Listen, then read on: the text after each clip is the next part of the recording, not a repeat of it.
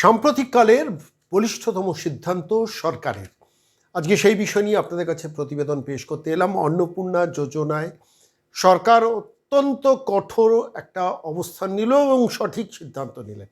অনেকে রেগে যাবেন, অনেকে চটে যাবেন, বাবু আপনি কি করে এটাকে বলিষ্ঠতম সিদ্ধান্ত বলছেন। আমি যুক্তি দিয়ে কিছু তথ্য আপনাদের কাছে পেশ করব। তার আগে বলি, সরকারের নবান্নে ইতিমধ্যে খুব গুরুত্বপূর্ণ একটা বৈঠক হয়েছে, অন্তত মিডিয়া তাই রিপোর্ট করেছে। অন্নপূর্ণা যোজনা নিয়ে কারা টাকা পাবেন, ৩,০০০ টাকা করে মাসে মহিলারা যে টাকাটা পাবেন, কারা টাকা পাবেন।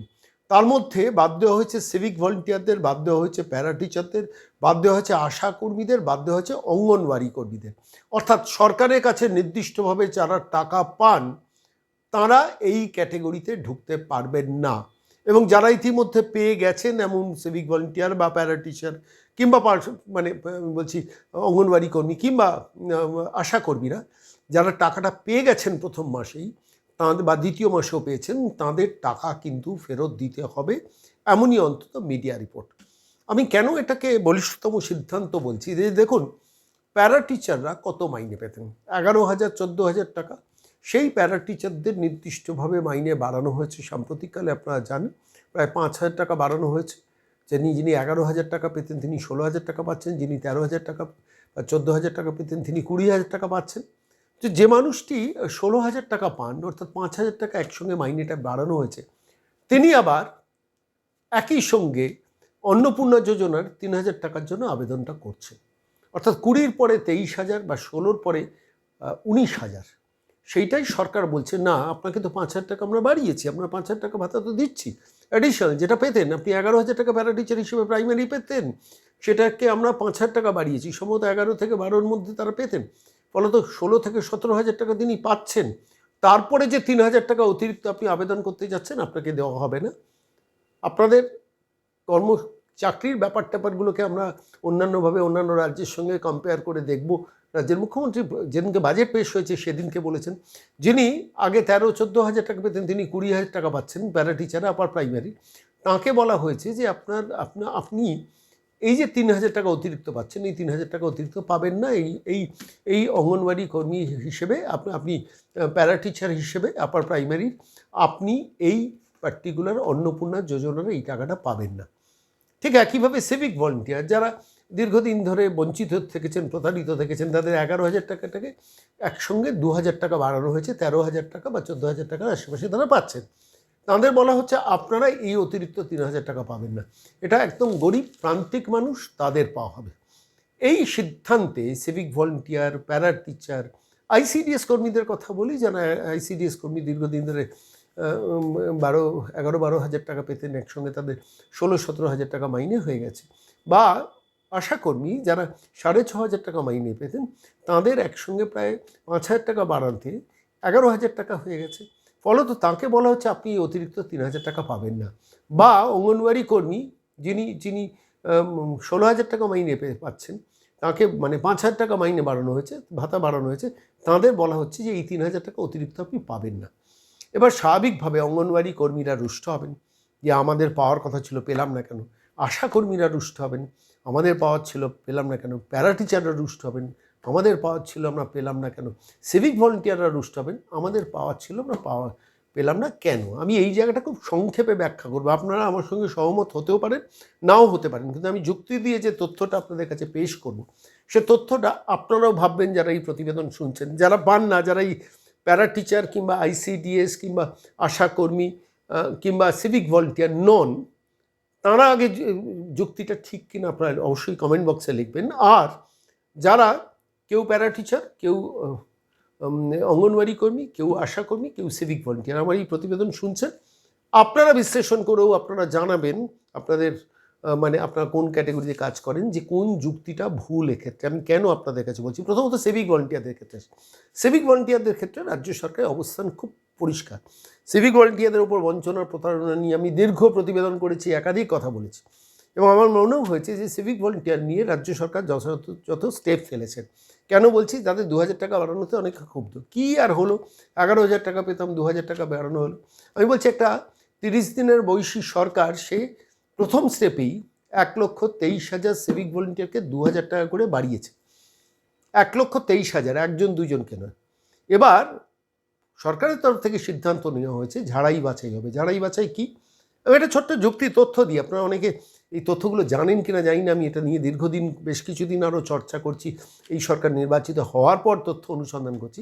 বহু সিভিক ভলেন্টিয়ার, ছাতির হয়তো 66 সেন্টিমিটার থাকার কথা, তিনি তার আছে অরিজিনালি 61, সে 61কে 66 করেছেন, হাইটটাকে উচ্চতাটাকে বাড়িয়েছেন, যা হাইট তার থেকে উচ্চতা বাড়িয়ে দেখিয়েছেন, এমনকি ফেক সার্টিফিকেট পর্যন্ত দিয়েছেন নির্দিষ্ট স্কুল কলেজ বিশ্ববিদ্যালয়ের যে ফেক সার্টিফিকেট, সেই সার্টিফিকেটগুলো বানানো এবং কাস্ট সার্টিফিকেটও জালিয়াতি করেছেন। প্রচুর তথ্য আমি আমার হাতে পাচ্ছি। এবার প্রশ্নটা হচ্ছে এরাও কিন্তু 2000 টাকা করে এক্সটেন্ড টাকাটা পাচ্ছেন। ভালো করে খেয়াল করুন, সরকার বলছে এখন ঝাড়াই বাছাই হবে। ঝাড়াই বাছাই বলতে কি, তোমার এডুকেশনাল কোয়ালিফিকেশান অরিজিনাল না ফেক, তোমার যে মেজারমেন্টটা দিয়েছেন সেটা অরিজিনাল না ফেক। নেতাদের ধরে চাকরি তো এগুলো অনেক বেশিরভাগ ক্ষেত্রেই ফলত যা নয় সেটাকে লেখা, একাডেমিক সার্টিফিকেটে জালিয়াতি, কাস্ট সার্টিফিকেটে জালিয়াতি, মেজারমেন্টে জালিয়াতি, হাইটে পর্যন্ত জালিয়াতি, ভাবতে পারেন। এবার এদেরও সরকার 2000 টাকা করে দিচ্ছে কিন্তু এদের চাকরিটা যাবে, এরা যে মুহূর্তে ধরা পড়বে চাকরিটা যাবে। কিন্তু রাজ্যের মুখ্যমন্ত্রী বলেছেন কেউ ছাঁটাই হবেন না। কিন্তু আপনি যদি জালিয়াতি করেন তাহলে তো আপনার চাকরি যাওয়া উচিত। এবং যারা জালিয়াতি করে চাকরিটা পেয়েছেন তারা কিন্তু এখন আশঙ্কায় রয়েছেন। তারা প্রথম দিকে যখন 2000 টাকা বাড়লো প্রচুর সোশ্যাল মিডিয়াতে বিপ্লব করলেন, এখন বেশিরভাগ চুপ করে গেছেন, বুঝতে পারছেন আমি তো জালিয়াতি করে চাকরিটা পেয়েছি, at the end of the day আমার চাকরিটা যাওয়া দরকার সিভিক ভলেন্টিয়ার হিসেবে। কারণ আমার যা তথ্য সে তথ্যতে আমি বিকৃতি ঘটিয়েছি, জালিয়াতি করেছি, ফেক সার্টিফিকেট জোগাড় করেছি। এবার এরাও কিন্তু 2000 টাকা করে পাচ্ছে, এরা আবার 3000 টাকা করে অতিরিক্ত, মহিলা হলে সেক্ষেত্রে তারা অতিরিক্ত ভাতাটা পাচ্ছেন। সরকার বলছে নো ফার্দার। এইবার প্যারা টিচারদের ক্ষেত্রে আসি। প্যারা টিচারদের কত করে বেড়েছে? 5000 টাকা করেছে। বিশাল বিপ্লব করে ফেললেন প্যারা টিচাররা, একই। সাধারণ বহু প্যারা টিচার কিন্তু খুশি যে একটা 30 দিনের বয়সী সরকার প্রথম 1 মাস বাদেই যে বাজেট পেশ করতে যাচ্ছে সেই বাজেটই আমাদের 5000 টাকা বাড়িয়েছেন। গত 15 বছরে যেটা এক স্টেপে কোনো সরকার করেনি। এবং করে রাজ্যের মুখ্যমন্ত্রী প্রেস কনফারেন্স করে, প্রেস মিট করে বলেছেন প্যারা টিচারদেরটা অন্যান্য রাজ্যের সঙ্গে তুলনা করে কেন্দ্রে কত দেয়, রাজ্য কত দেয়, সমস্তটা নিয়ে আমরা একটা স্টাডি ওয়ার্ক করছি, করে পরবর্তীকালে সেই বিষয়টাও জানাবো। অর্থাৎ প্যারা টিচাররা কিন্তু নজরে আছেন সরকারের, যে তাদের রিভিউ হচ্ছে।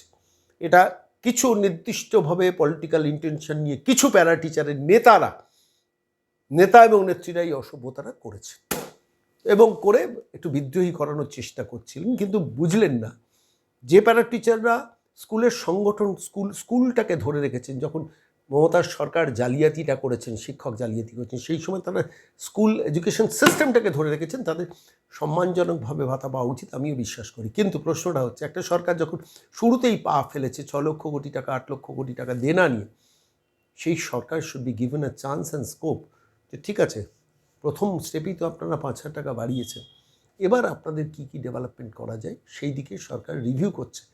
যখন রাজ্যের মুখ্যমন্ত্রী এটা বলছেন তখন যারা বিদ্রোহী ওই বিক্ষোভটা করছিলেন তারা ভুলে গেছেন গত 10 বছর ধরে যে প্রতারণার সম্মুখীন হয়েছে প্রথম নবনির্বাচিত সরকার এসে, সেইটাতে আর্থিক সংকট থাকতেও অন্তত প্রাথমিক স্টেপে 5000 টাকার ভাতাটা বাড়িয়েছেন। তাঁরাও বলছেন আমরা কেন 3000 টাকা পাবো না।